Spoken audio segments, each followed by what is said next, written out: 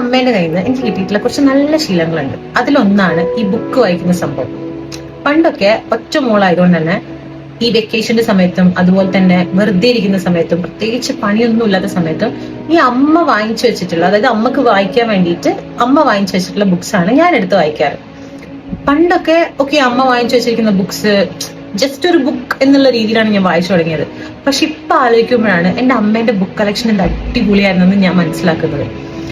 അങ്ങനെ ചെറുപ്പത്തിൽ ഞാൻ വായിച്ചിട്ടുള്ള ഒരു ബുക്കിനെ പറ്റിയിട്ടാണ് ഞാൻ ഇപ്പൊ പറയാൻ പോകുന്നത്.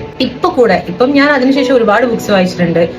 പക്ഷെ ഇപ്പൊ കൂടെ നിങ്ങൾ എന്നോട് ചോദിക്കുകയാണ് which is your favourite writer അല്ലെങ്കിൽ which is your favourite book എന്ന് ചോദിക്കുകയാണെങ്കിൽ ഒരു സെക്കൻഡ് തോട്ട് ഇല്ലാതെ ഒന്നും ആലോചിക്കാതെ തന്നെ എനിക്ക് പറയാൻ പറ്റും, it is Neermathalam Poothakalam by Madhavikutty.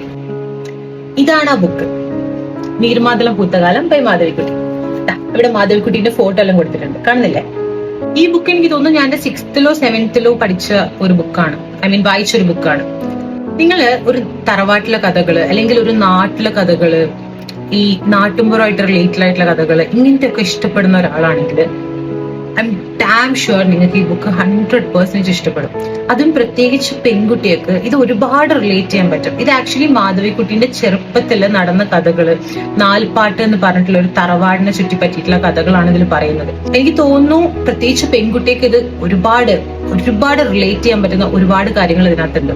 പിന്നെ എനിക്കൊരു സ്വഭാവമുണ്ട്, ഇത് എത്ര പേര് ഇങ്ങനെ ബുക്ക് വായിക്കും എന്നുള്ളത് എനിക്കറിയില്ല.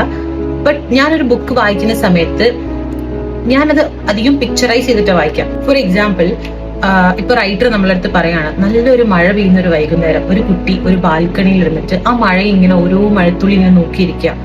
അതേപോലെ തന്നെ ആ ഒരു മഴ പെയ്യുന്ന സമയത്ത് ആ നനഞ്ഞ മണ്ണിന്റെ ഒരു മണമൊക്കെ ഉണ്ട്. ഇങ്ങനെ പറയുന്ന സമയത്ത് ഒബ്വിയസ്ലി എനിക്ക് ആ ഒരു നനഞ്ഞ മണ്ണിന്റെ മണം വരെ എനിക്ക് ഫീൽ ചെയ്യാൻ പറ്റും. ആ ഒരു ഫീൽ ഉണ്ടല്ലോ, അത് പറഞ്ഞറിയിക്കാൻ പറ്റൂല, അത്രയും അടിപൊളിയായിരിക്കും. അപ്പം അതുകൊണ്ട് തന്നെ ഓരോ ബുക്കും ഞാൻ ഭയങ്കര ഇൻവോൾവ് ആയിട്ടാണ് വായിക്കാം. അപ്പൊ ഈ ഒരു ബുക്ക് വായിച്ച് തീരുന്ന സമയത്ത് it is like I was actually living the whole life ആ ഒരു ബുക്കിന്റെ. നിങ്ങൾക്ക് ബുക്ക് വായിക്കുന്ന ഒരു ഹാബിറ്റ് ഉണ്ടെങ്കിൽ, ഇല്ലാത്ത ആൾക്കാരാണെങ്കിൽ ഞാൻ പ്രത്യേകിച്ചൊന്നും പറയുന്നില്ല കാര്യം, പക്ഷെ നിങ്ങൾ ബുക്ക് വായിക്കുന്ന അല്ലെങ്കിൽ ഒരു നാട്ടിൻപുറത്തെ കഥകള്, ഒരു തറവാട്ടിൽ നടക്കുന്ന കഥകള്, ഇങ്ങനത്തെ കാര്യങ്ങളൊക്കെ ഇഷ്ടപ്പെടുന്ന ഒരാളാണെങ്കിൽ ട്രസ്റ്റ് മീ, ഈ book you gonna love it. ഇതേപോലെ നിങ്ങൾക്ക് ഭയങ്കര ഫീൽ ചെയ്ത, നിങ്ങളെ ടച്ച് ചെയ്തിട്ടുള്ള അല്ലെങ്കിൽ നിങ്ങൾക്ക് ഒരുപാട് റിലേറ്റ് ചെയ്യാൻ പറ്റിയിട്ടുള്ള ഒരു ബുക്ക് ഉണ്ടാവില്ലേ? Mention your favourite book.